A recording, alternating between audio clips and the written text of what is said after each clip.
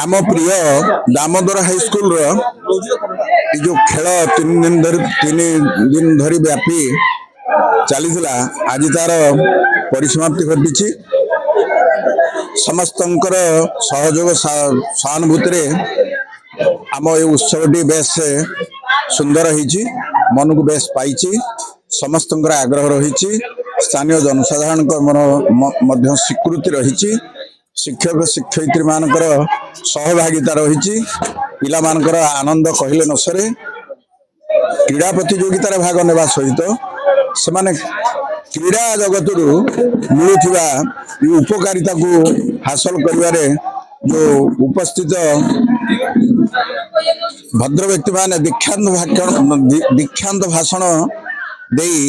पिला मानक मनरे आनंद पुलक शिवरण सृष्टि कर पारिछंती समस्त को धन्यवाद। पिला मानकर समस्त वर्ष के थारे गोटे उत्सव करा जाए से उत्सव हूँ वार्षिक क्रीड़ा उत्सव अच्छी सहित साधारण उत्सव करा जाए एवं पिला मानकर जिते प्रकार सब क्रीड़ा क्रीड़ा नैपुण्य ज्ञान कौशल ये सब ये विचार को नि जाए एवं पड़िया समस्ते एकजुट हुई एवं 3 दिन व्यापी खेल चले प्रतियोगिता मूलक खेल से परस्पर स्थान अधिकार करती एवं ए समस्त शिक्षक कर्मचारी एवं आम अंचल सब सदस्यगण कमिटर सदस्यगण से एकजुट होती एवं आज तार उद्यापन दिवस ये उद्यापन दिवस पिला मन में आनंद भरी दे खेल एवं उत्सव। मो शिशिरेन्द्र सामुदाय दामोदर सरकारी उच्च विद्यालय तंपाड़ इनचार्ज हेडमास्टर आमर 2 दिन धरी विद्यालय वार्षिक क्रीड़ा प्रतियोगिता अनुष्ठित होता आमर विद्यालय वार्षिक उत्सव पालन उत्सव आमर विद्यालय पूर्वतन प्रधान शिक्षक एवं विभिन्न कमिटर सभ्य सभ्या बुद्धिजीवी एवं मीडिया भाई मैंने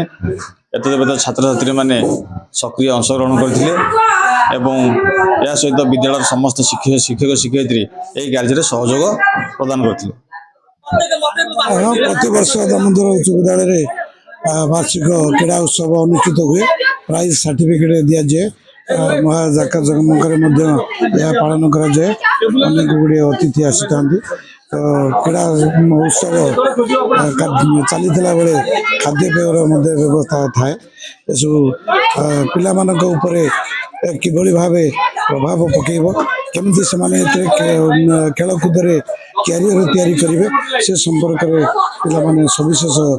ज्ञान अर्जन करने ये गोटे क्रीड़ा एक माध्यम अटे। मो ना आकाश पटा मु दामोदर गवर्नमेंट हाईस्कल छात्र हूँ मो बापा सहानुभूति मु चैंपियनशिप पाई मु बहुत खुशी अच्छी बापा पे मु बहुत गर्वित बापा मु आज एते माने चैंपियन पाई पारछि। मो ना वर्षाराणी नायक मु दामोदर सरकारी उच्च विद्यालय 10म श्रेणी छात्री मु लॉन्ग जंप रे फास्ट आउ डिस्कस थ्रो रे सेकेंड आउ वॉल्यूंटर्स आउ डिसिप्लिन रे